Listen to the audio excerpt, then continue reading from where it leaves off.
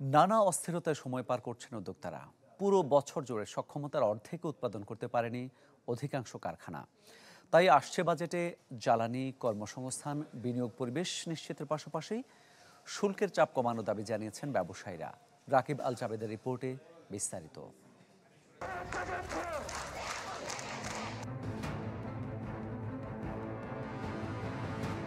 চলতি অর্থবছরের প্রথম মাস জুলাইয়ের শুরুটাই ছিল সীমাহীন অনিশ্চয়তায় মোড়া। এরপর গেল ৯ মাসে বহু উদ্যোগ এলেও পুরোপুরি স্বস্তি আসেনি অর্থনীতিতে।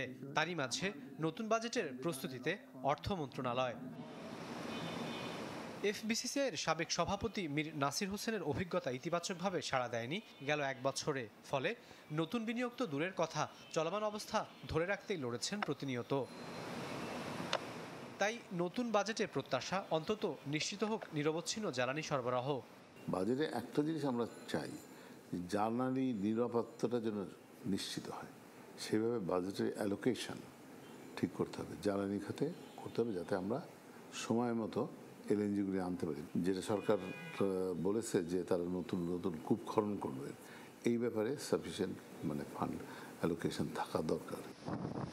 বহুমুখী সংকটের এই সময় বাজেটের মাধ্যমে মানুষের কল্যাণ চান অর্থ উপদেষ্টা, পাশাপাশি নিশ্চিত করতে চান ব্যবসা ও বিনিয়োগ বান্ধব পরিবেশ। কিন্তু তীব্র জ্বালানি সংকট, উচ্চ সুধার আর দুর্বল আইনশৃঙ্খলা পরিস্থিতিতে কতটা আস্থা পাবেন উদ্যোক্তারা? বিদ্যুতের সমস্যাটা প্রকট হয়ে যাচ্ছে, গ্যাসের সমস্যা তো আনবিলিভেবল। পার্টিকুলারলি ইন্ডাস্ট্রিয়াল সেক্টরগুলো, যারা আমরা ম্যানুফ্যাকচারার আছি, আমরা স্লো হয়ে যাচ্ছি।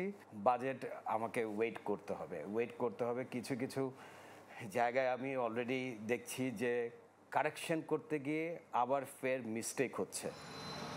এরই মধ্যে বিভিন্ন খাত থেকে কর ছাড় সুবিধা কমানোর ইঙ্গিত দিয়েছে এনবিআর। স্বস্তি আসছে না কর্পোরেট করেও। বিপরীতে যুক্তরাষ্ট্র ভারতের সাথে তৈরি হওয়া বাণিজ্য সংকটে বাড়তি চিন্তায় উদ্যোক্তারা।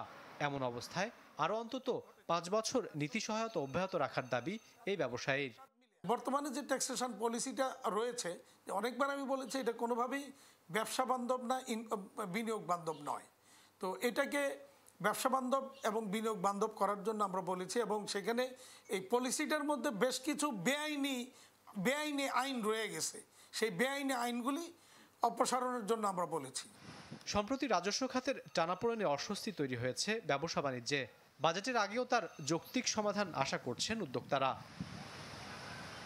বিনিয়োগ বিমুখতায় এরই মধ্যে ক্রমশই বাড়তে শুরু করেছে কর্মহীন মানুষের সংখ্যাও। চলমান বাস্তবতায় তাই পরিবর্তনের বার্তা নিয়ে আসা অন্তর্বর্তী সরকারের কাছে ব্যবসা বান্ধব বাজেটের প্রত্যাশা করছেন উদ্যোক্তারা। রাকিব আল জাবেদ, চ্যানেল 24, ঢাকা। বসুন্ধরা ডায়াপেন্ট এখন আরো উন্নত। এই hot air through top sheet দ্রুত শোষণ করে সোনামণিকে দেয় কোমল অনুভূতি।